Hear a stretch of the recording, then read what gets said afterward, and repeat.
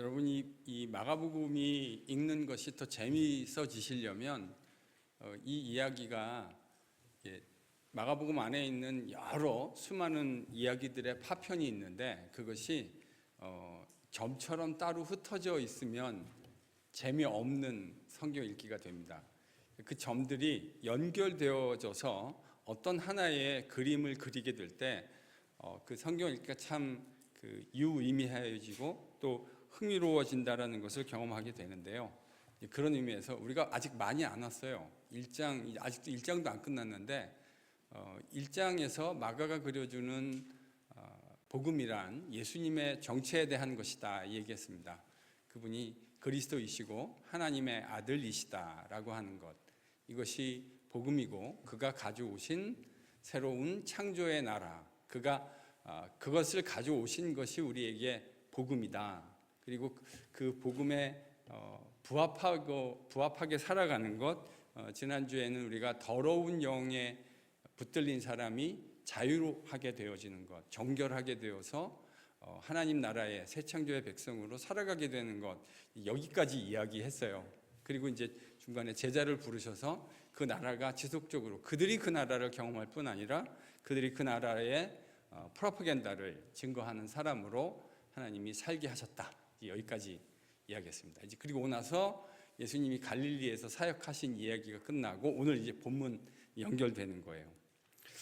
오늘 본문을 보면 갈릴리에서 그 전방위적인 치유 사역 또 선포하신 이후에 예수님이 조용히 기도하러 가십니다. 새벽 미명에 조용히 기도하러 가셨다. 그런데 그걸 보고 나서 제자들이 헐레벌떡이 예수님을 찾으러 와요. 그리고 난 다음에 예수님이 그 제자들과 함께 다른 곳으로 가셔서 나병 환자를 치유하셨다. 이게 이제 오늘 아주 그 심플한 이야기의 요약이라고 할 수 있을 것 같습니다. 오늘 이제 본문 35절을 보면 그 배경이 등장하죠. 이렇게 시작해요. 새벽 아직도 밝기 전에. 이게 이제 우리 오늘날 같이 이렇게 정확하게 몇 시 몇 분을 재는 시대가 아니잖아요. 그래서 이 시기는 대략 새벽 3시에서 한 4, 5시를 지나지 않는 시점일 것 같아요. 새벽인데 아직도 밝기 이전, 그러니까 아주 캄캄한 밤이라는 거죠. 이렇게 시작하는 이유는 전날 예수님이 가버나움에서 행하셨던 사역과 이 이야기를 연결시키고자 하는 마가의 의도가 읽혀요. 여러분, 이 전날에 예수님이 정말 정신없이 사역하셨습니다.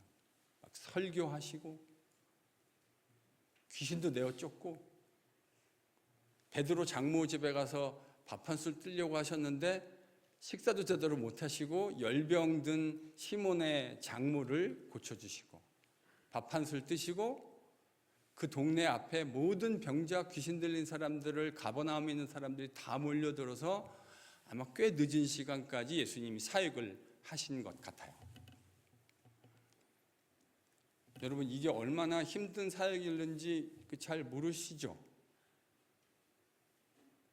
제가 제자 훈련하는데 주일날 예배 가만히 이렇게 여러분이 설교를 하기를 하십니까? 이렇게 설교한 거 가만히 앉아서 듣고 가시는데도 주일날 왔다가 오후쯤 집에 가시면 어떠시죠? 피곤해서 이렇게 카우치나 침대에 누워 있어. 저는 최소 2번의 설교를 합니다. 아시다시피 설교를 제가 고분고분 이렇게 하는 스타일이 아니라 다소 열정적으로 하는 스타일입니다. 그리고 주일 사역 끝나는 게 그게 끝이 아니고요. 저는 이제 그 뒤에 해야 될 게 많은 날이 더 많아요. 다음 주부터는 당장 새가족반도 해야 되죠. 또 다른 사역들도 있죠. 그러고 집에 가잖아요. 저녁 때 가면 저녁이고 뭐고 다 귀찮아요. 그냥 이런 마음이에요. Leave me alone. 좀 제발 내 건들지 마. 그러니까 밥 먹으란 말도 하지 않았으면 좋겠어. 근데 지금 예수님이요, 주일날 말씀 사역, 축기 사역, 병 고치는 사역, 저녁 한술 뜨시고 온 동네가 다 몰려들어서 그 사람들을 다 치유해 주시는 사역을 하셨어요. 제가 이거 그림을 한번 그려봤어요. 여러분은 설교를 안 하시니까 이거 잘 모르실 텐데요. 이 설교자 입장에서 이 사역이 얼마나 피곤한 사역이었을까. 근데 다음날 새벽 아침 날이 밝기도 전에 예수님은 이 캄캄해서 앞도 잘 보이지 않는 시각에, 요즘처럼 무슨 전등이나 뭐 좋은 게 있었습니까? 한적한 곳에 홀로 가셨다고 이야기하고 있습니다. 여러분, 한적한 곳이라는 말은 광야를 말하는 거예요. 문자적으로 광야를 말하는 거예요. 그럼 예수님은 왜 이렇게 칠흑같이 어두운 앞도 잘 안 보이는 이 새벽 미명에 이런 곳을 찾아가셨을까? 왜 그러신 것 같아요? 오늘 본문을 보면 힌트가 있죠? 예수님 거기 가서 뭐 하셨습니까? 기도. 왜 그렇게 멀리 기도하러 가셔야 했을까요? 거기 있으면 사람들이 가만 내버려 두지 않으니까.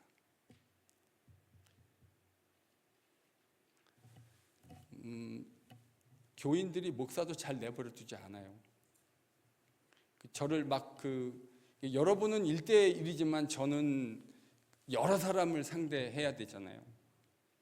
저랑 눈이 마주치는 누가 저를 아주 요즘 바쁘게 만드시는 분이 계신데,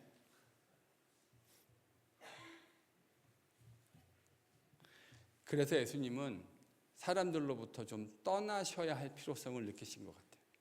왜냐하면 가까이 있으면 예수님 성격상 아픈 사람 고쳐주셔야 하고, 또 병든 자들, 귀신 들린 사람들, 가르침이 필요한 사람들 가르치지 않으실 수 없었을 거라고 생각해요.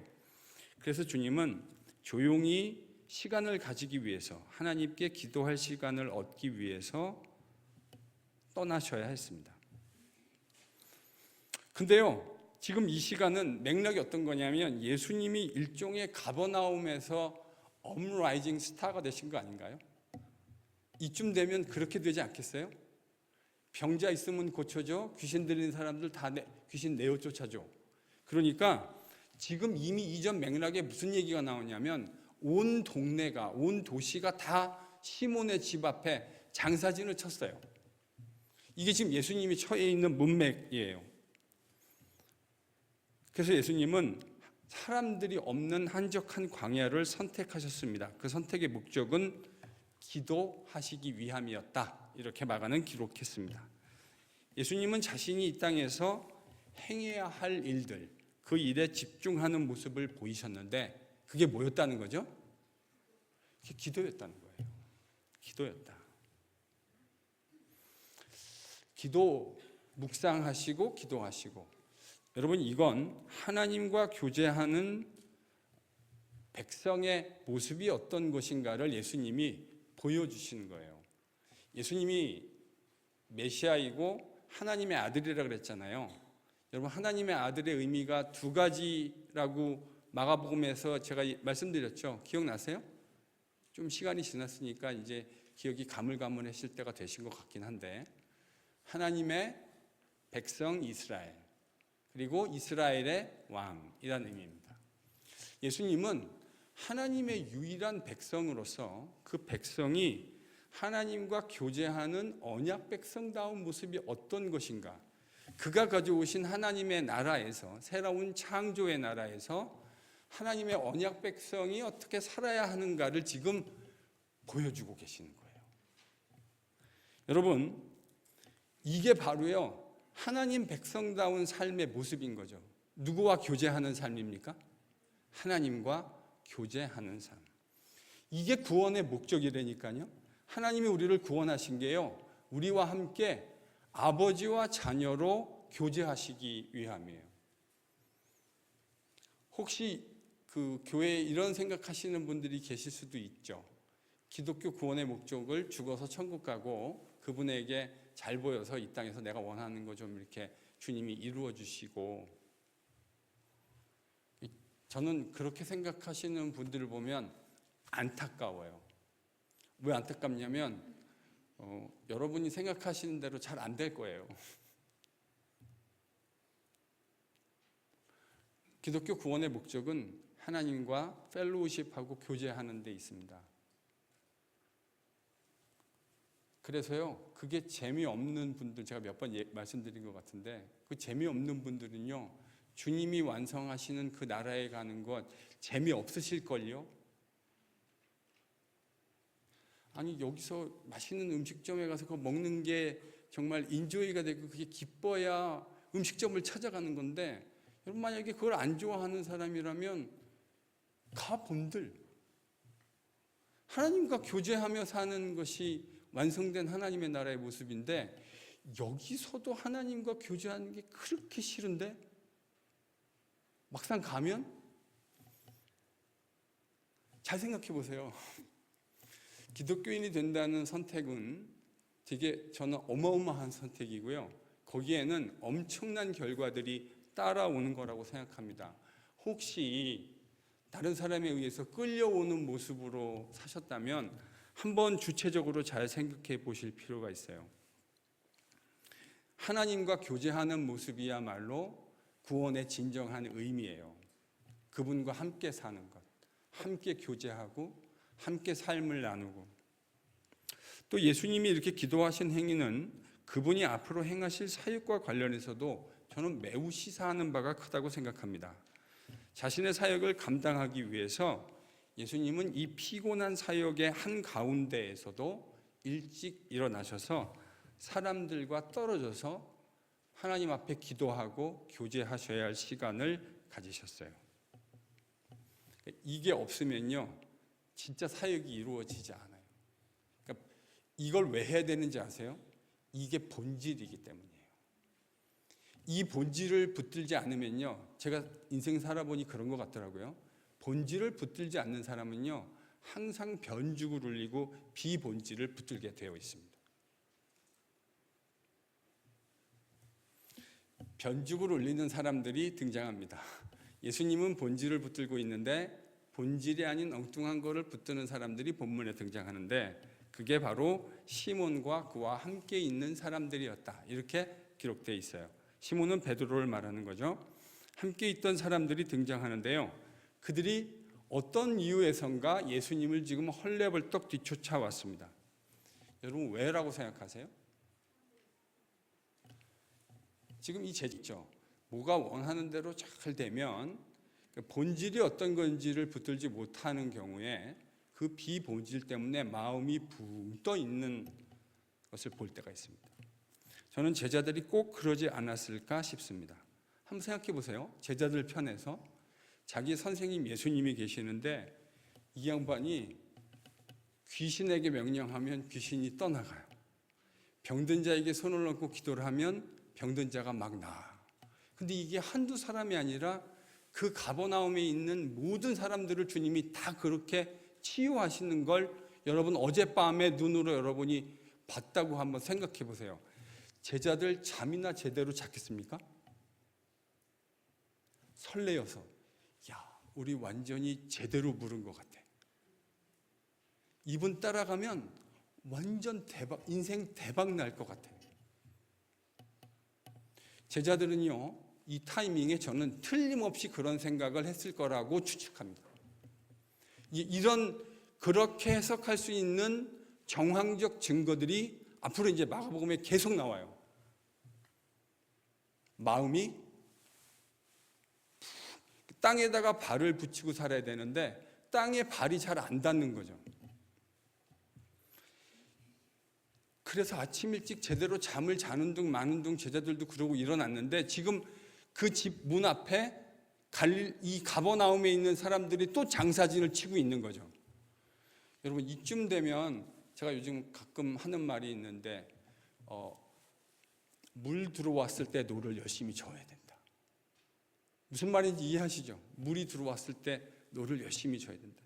제자들은 지금 예수님이 이 가버나움 갈릴리 지역에서 속된 말로 인기의 상종가를 치고 있는 게 결코 기분 나쁠 일이 아니에요. 아니 근데 예수님 어디 계시나 했더니 집에 안 계신 거예요. 그래서 주변을 샅샅이 찾겠죠. 집도 찾고 주변 어디 가셨을 만한데 막 찾아봤는데 이 양반 보이지 않는 겁니다. 이럴 때 제자들의 마음은 속이 터집니다. 이 눈치 없는 양반 도대체 어디를 가 있는 거야? 그래서 그분을 쫓아가지고 왔는데 마침내 예수님이 광야에 가신 것을 알아서 찾아왔습니다.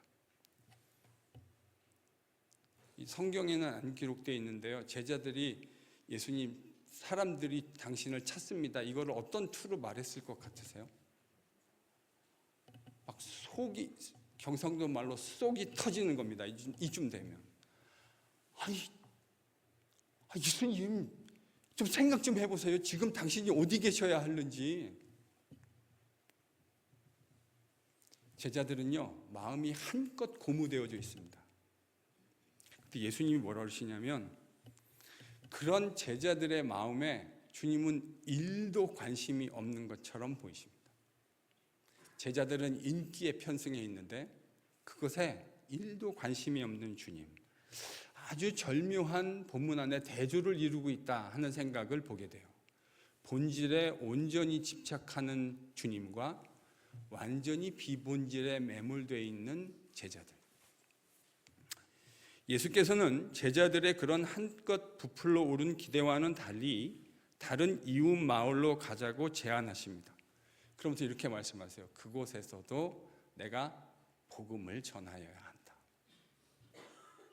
예수님은 자기가 오신 그 본질적 이유에 천착, 스티커 라운드 하고 계시는 거죠. 그리고 예수께서는 내가 이를 위해서 왔노라 라고 말씀하셨습니다. 근데 이게 재밌는 표현인데요. 내가 직역하면 이 일을 위해서 나왔다. Come out of. 사실은 영어로 번역한다면 좀 그렇게 번역할 것 같아요. 내가 그 일을 위해서 나왔다. 그럼 나왔다라는 건 어디로부터 나왔다라는 말인 거잖아요. 전제가.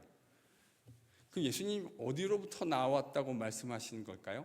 문맥을 보면 저는 두 가지 해석이 가능해질 거라고 생각해요. 두 가지 함의가 가능해요. 지금 예수님이 바로 이 직전에서 어느 도시에 계셨죠? 가버나움. 그러니까 내가 이 일을 위해서 가버나움으로부터 나와왔다.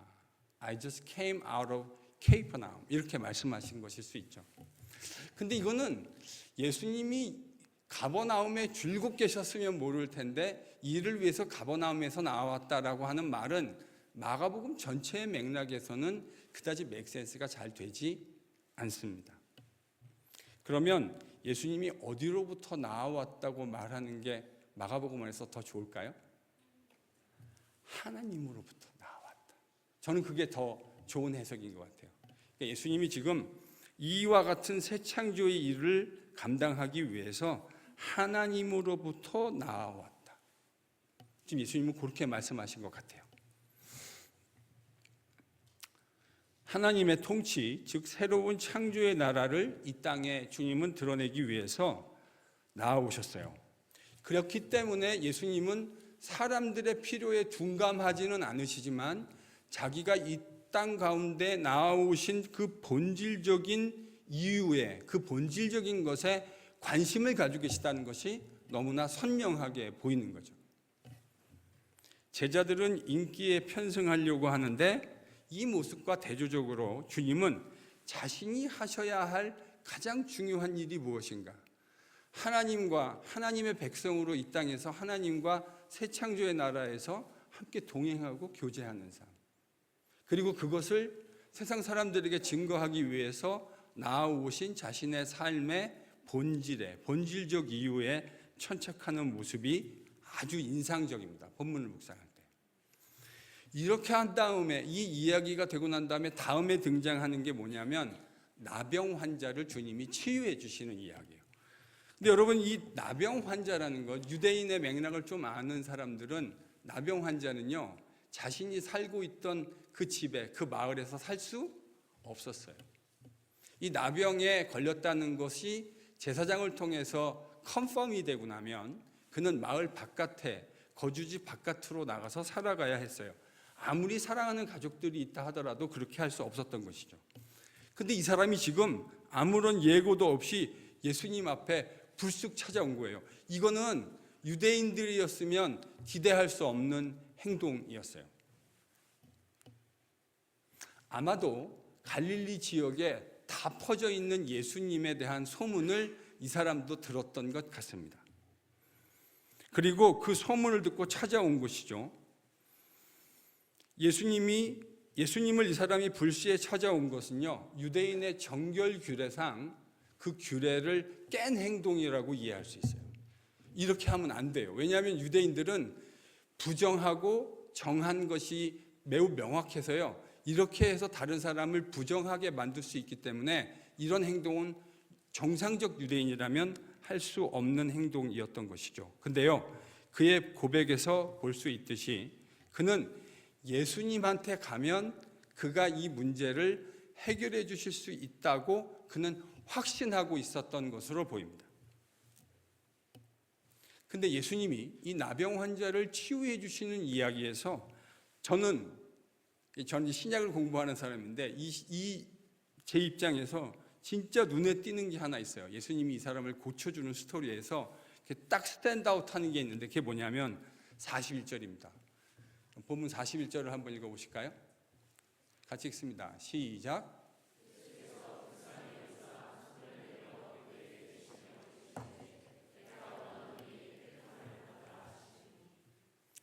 예수님이 이 나병 환자를 고쳐주는 것에서 여러분 어떤 부분이 이렇게 딱 눈에 딱 띄세요? 손을 대셨다.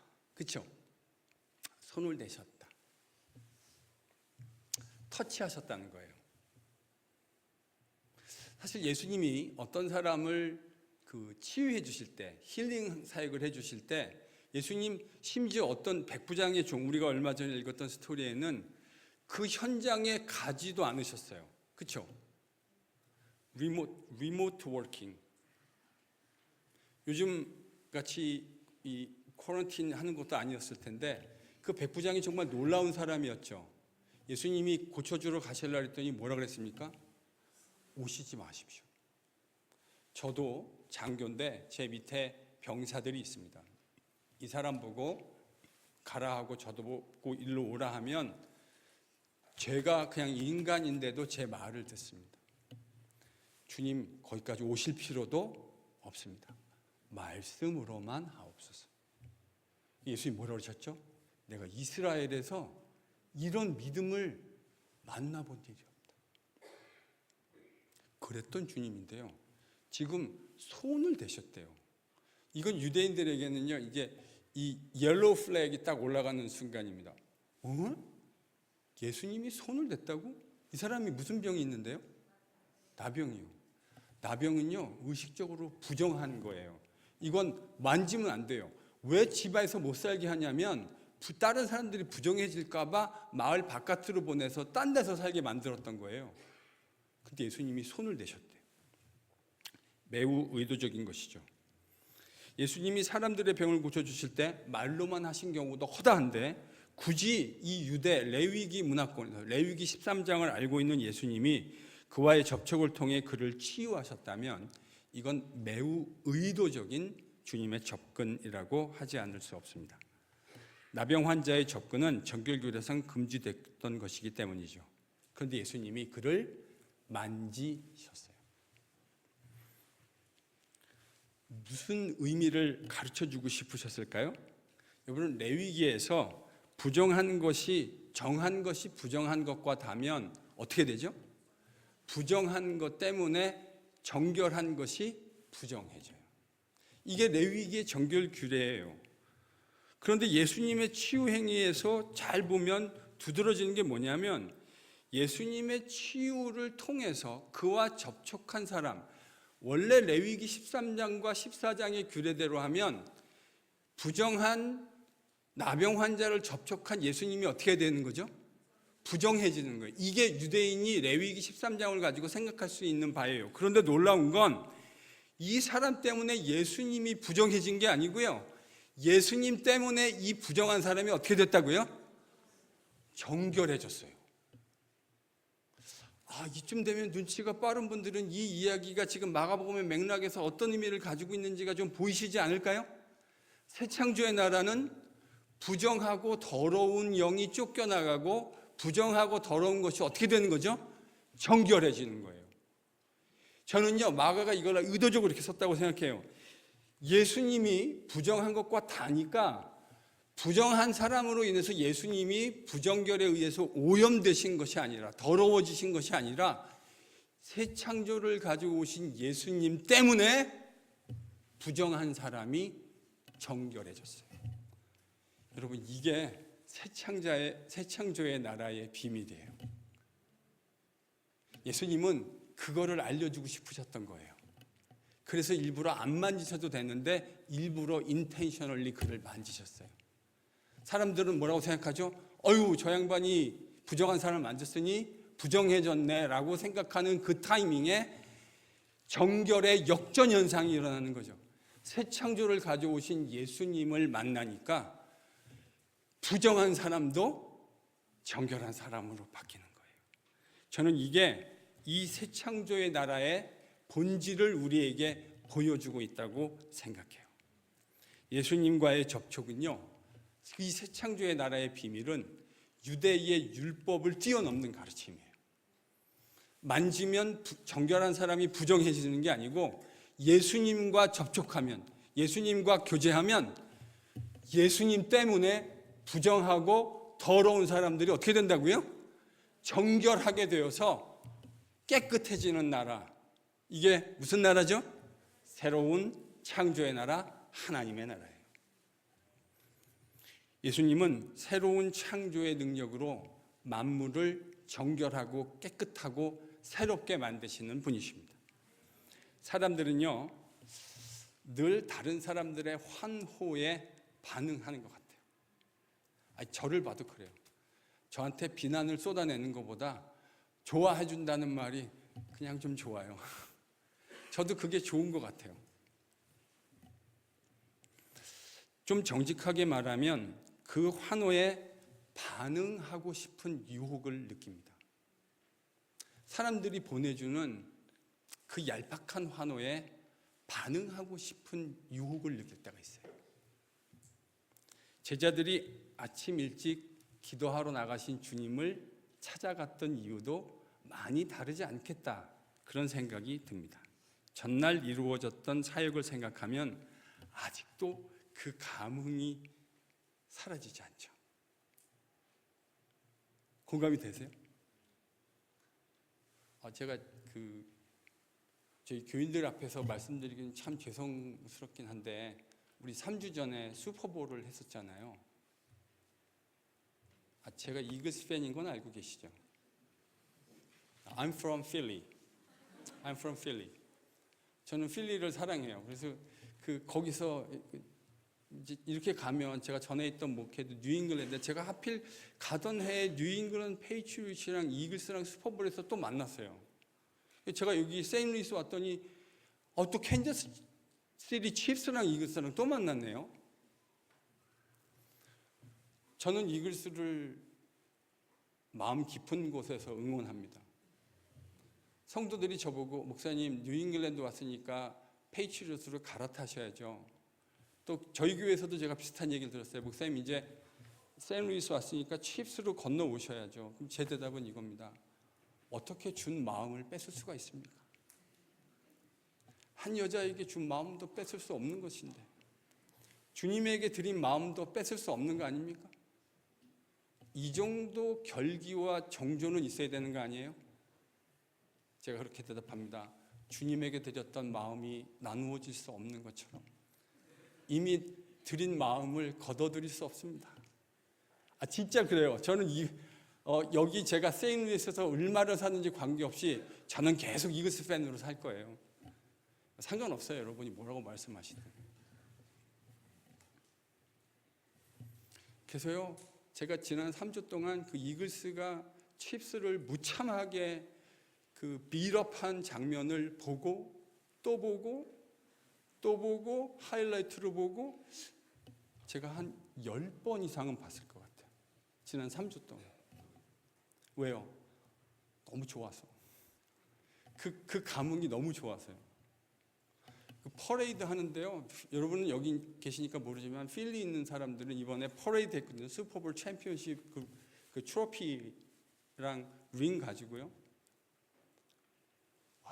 흑인 할아버지가 인터뷰를 하는데 막 그 눈이 큰 흑인 할아버지였는데 거기서 그 큰 눈에서 막 눈물이 툭툭툭 떨어지면서 내용은 이거예요. 이글스가 이렇게 챔피언을 자기 인생에 또 할 줄 나 몰랐다 그러면서 너무 기뻐서 같은 마음이에요. 제자들이 그것과는 비교도 안 되는 익사이먼트를 가지지 않았을까요? 예수님 만나면 그가 다 해내는 사역들을 감당하면 그걸 바라보고 있으면 와 저도 막 제가 그 12명이 한 명이었으면 전 되게 익사이딩했을 것 같아요. 아침이 됐는데 시몬의 집 앞에 가버나움 사람들이 장사진을 치고 있습니다. 그들의 환호, 대중적 인기가 상종가를 치고 있는데 예수님은 그 장면에 보이지 않습니다. 그래서 지역을 샅샅이 수색했는데 예수님 찾았는데 광야에서 한가하게 기도나 하고 계십니다. 이게 제자들이 바라봤을 관점입니다. 기도나 하고 계시는 겁니다. 이 답답한 양반, 지금이 기도할 때야? 기도나 하고 계시는 거죠.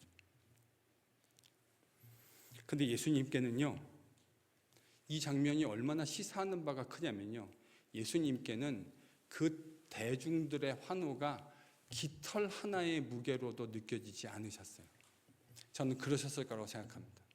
주님은 하나님 아버지 앞에 조용히 나아가서 그분과 함께 나누는 이 교제가 철근 콘크리트보다 더 무거운 무게로 다가오셨어요. 그래서 그 피곤한 아침에 새벽 미명, 저 같으면 저희 집에 룰이 하나 있는데요, 월요일 날 아침에 집사람은 저를 깨우지 않습니다. 깨우면 큰일 납니다. 월요일 날 아침에는 제가 알아서 일어나는 기상시간이 제 기상시간이에요. 이건 불문율이에요. 근데 이 새벽 미명에 일어나서요, 지금 어디 나갔다고요? 한적한 곳에 가서 아버지와 함께 나누는 그 교제 시간을 위해서 나아가셨어요. 여러분, 이게 있으셨기 때문에 주님은 본질에 천착할 수 있는 거예요. 이게 있었기 때문에요, 비본질에 빠지지 않으실 수 있는 거예요. 기도를 해서, 교제를 해서 베네핏을 얻는 게 아니고요, 기도하고 주님과 그 시간을 나누는 것 자체가 축복이에요. 우리 창세기에서 그거 배웠죠? 진짜 축복이 뭐죠? 하나님의 언약 백성이 되어서 그분과 나누는 진정한 교제. 여러분, 이게 진짜 축복이에요. 주님은 대중적 사역에 피곤함을 뒤로하고 새벽 일찍 광야, 그것도 한적한 곳을 일부러 찾아가셨습니다.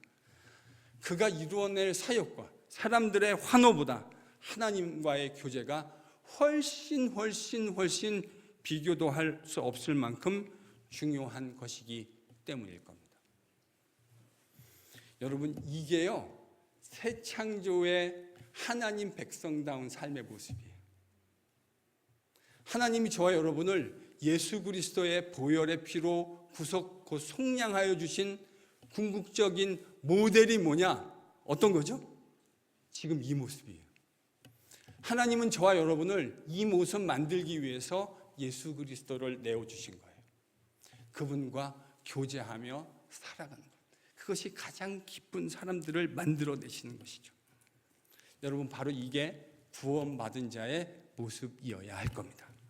기독교가 말하는 구원이란 삼위 하나님과 나누는 친밀한 교제입니다. 하나님과 친밀한 교제가 확보되어야만 부차적인 일에, 비본질적인 일에 매몰되거나 마음을 빼앗기지 않을 수 있습니다. 저는 오늘날 목회자들 진짜 위험하다고 생각해요. 특히 대형교회 목회자들 정말 위험해요. 저는 다른 모르지만 진짜 본질이 아닌 비본질에 빠질 수 있는 엄청난 위험에 노출되어져 있어요. 그래서 제가 그랬잖아요. 저희 교회 별로, 지난번에 이런 말씀 드렸던 거 기억나세요? 뭐 큰 교회라고 하기도 좀 그렇고, 그렇다고 뭐 또 작은 교회라고 하기도 그렇고, 어떠한 교회라고 제가 말씀드렸죠? 애매한 교회. 저는 애매한 교회의 목사여서 너무 좋습니다. 누가 별로 이렇게 호응하고 박수 쳐줄 일이 별로 없어요. 그게 저도 연약한 인간이라 그렇게 해주면 저도 좋아가지고 이렇게 될 수 있거든요. 근데 그러지 않아서 너무 감사해요. 그냥 본질을 천착하면서 계속 매일같이 가면 돼요. 제자훈련 자리에서 성도들과 말씀 나누고 그 말씀 때문에 감격해서 울고 주님을 바라보고 함께 기뻐하고 함께 눈물 흘리고 얼마나 행복한지 몰라요. 여러분, 이게 본질에 천착하는 자가 누리는 행복입니다. 여러분, 본질에 천착하실 수 있기를 바랍니다. 예수 그리스도와 함께 걷는, 교제하고 동행하는 것보다 더 행복한 일은 우리에게 없어요. 그렇게 살아가실 수 있는 저와 여러분이 될 수 있기를 바랍니다. 주님이 가져오신 새 창조의 나라는 더럽고 추악한 것이 정결해지는 나라입니다. 이 스토리가요, 그래서 연결되어 있는, 얼핏 보면 이 닷들이 연결되어 있지 않는 것처럼 보이거든요. 잘 보시면 디메릭하게 연결되어 있어요. 주님이 가져오신 새 창조의 세상을 주님은 이 앞단락에서 더러운 영을 쫓아내는 것을 통해서 보여주셨죠. 지저분하고 더럽고 정결하지 않은 것이 쫓겨나가고 정결하고 깨끗하게 되어지는 것. 이게 에스겔이 바라보았던, 스가랴가 이야기했던, 예언했던 하나님 나라의 모습 아닙니까? 근데요, 주님은 오늘 본문에서 부정한 나병 환자, 정결하지 못한 나병 환자를 정결하게 하십니다. 근데 놀라워요. 부정결의 역전 현상이 일어나요. 정한 주님이 부정한 사람을 만지니까 부정한 사람 때문에 주님이 오염되고 더럽혀진 것이 아니라 정결하신 주님이 가져오신 새 창조의 나라가 부정한 사람하고 만나니까 부정한 사람이 깨끗해지는 역사가 일어나는 거죠. 여러분, 이게 새로운 창조의 나라의 본질이에요. 이번에 제자훈련 한 주 하는데요, 내일 이제 아침에 우리 남자 집사님들 기대가 돼요. 뭐라고 할지. 제가 8번 질문에 이렇게 했거든요. 귀신 들렸지 않았다고 해서 너무 안심하지 마라. 너무 좋아들 하지 마세요. 더러운 이익을 탐닉하고 온갖 더러운 것들을 추구하고 마음에 음란이 가득한 것들을 탐닉하면서 더러운 성공주의와 세속주의, 승리주의에 빠져 있는 것, 여러분, 그게 바로 더러운 영에 의해서 지배받는 삶의 모습이에요. 그러니까 나는 귀신 들렸지 않았다고 해가지고 너무 편안한 마음으로 본문을 읽지 마세요. 여러분이 만약에 그걸 추구하고 있다면요, 여러분은 본질상 귀신 들린 사람하고 하나도 다를 게 없는 거예요. 새 창조의 나라는 그런 주님을 만나서 그 지저분하고 더러운 것들이 정결하게 되는 새로운 나라에 대한 이야기입니다. 주님을 만나는데 정결해지지 않는다. Something wrong. Something wrong. 부정결의 역전이 일어나는 것이 하나님의 새 창조의 나라의 원리입니다. 바로 새 창조의 나라가 이런 거죠. 주님이 가져오신 새 창조의 나라는 우리의 부정하고 더러운 것들이 깨끗하고 정결하게 되는 나라입니다. 이것은 뭘 통해서 오늘 본문에 가능해졌어요? 주님과의 컨택트를 통해서, 주님과의 교제를 통해서 가능해진 겁니다. 부정한 우리가 정결하신 새로운 창조의 왕을 만나 교제하면 우리의 부정함이 벗겨지는 놀라운 역사가 일어납니다. 여러분, 주님과 친밀하게 교제하는 사람의 삶을 한번 잘 관찰해 보세요. 주님과 친밀하게 사는 사람들이 있습니다. 우리 교회도 있습니다. 그분들의 삶을 한번 잘 관찰해 보세요.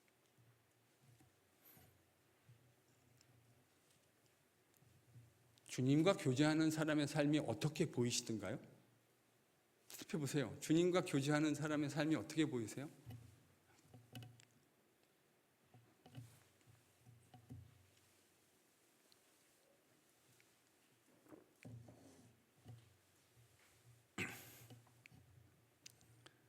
저는 주님과 교제하는 사람을 보면 되게 매력적으로 보여요. 그 사람이 이쁘고 뭐 장동건처럼 잘생기지 않아도 상관없어요. 여러분, 사람이 매력 있는 건 외모에서 풍겨지는 그것도 뭐 아예 의미 없다고 할 건 아니지만 그것만은 아니라고 생각해요.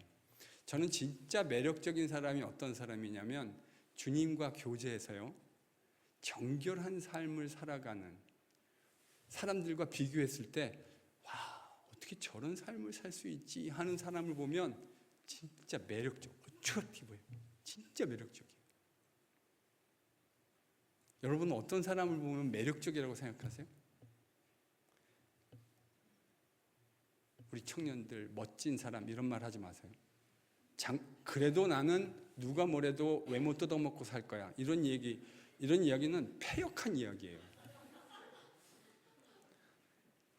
목사님, 난 그래도 외모 뜯어먹고 살 겁니다.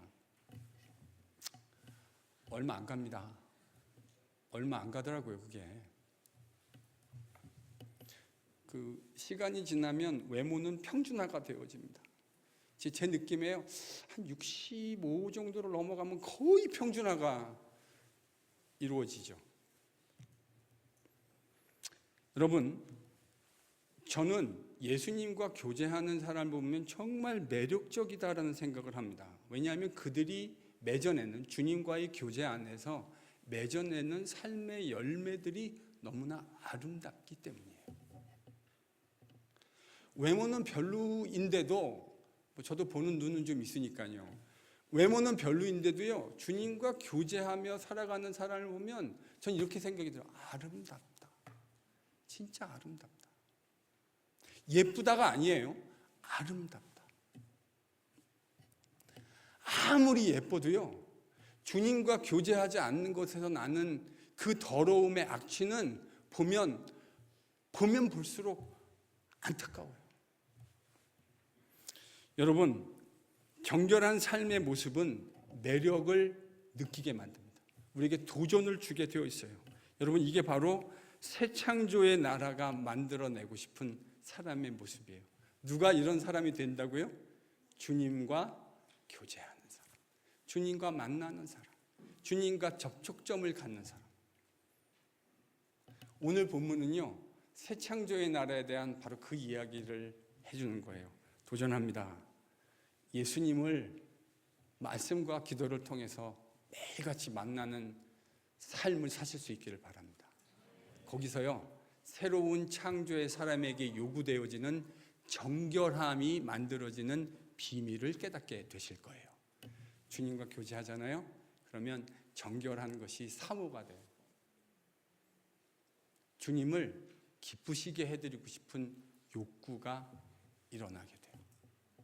그래서 행동만 바꾸고 싶은 게 아니고요, 심지어는 뭐까지 바꾸고 싶냐면 내 안에서 일어나는 마음의 생각까지 주님이 기뻐하시는 일로 만들고 싶은 욕구에 붙들리게 됩니다.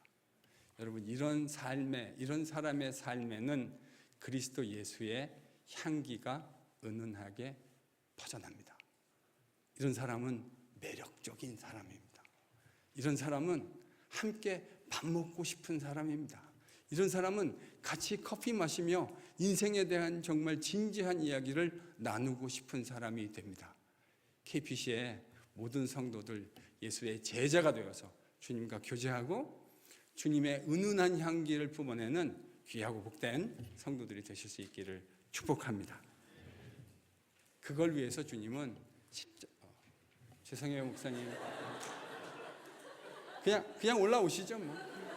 괜찮아요. 네. 뭐 형식이 중요하겠어요? 올라오세요. 괜찮아요. 네. 다 오세요. 네. 할 말 다 했어요. 네. 주님은 그 십자가와 부활로 그 새 창조의 세상을 만들기 위해서 오신 거예요. 우리에게 이 놀라운 세상을 경험하게 해주시려고. 온갖 세상에 더러운 곳에서 정결하고 깨끗하고 거룩하고 티가 없고 주름 잡힌 것 하나 없는 예수 그리스도의 거룩한 신부. 우리 모두 이 꿈을 꾸는 KPC가 될 수 있기를 축복합니다. 올라오세요.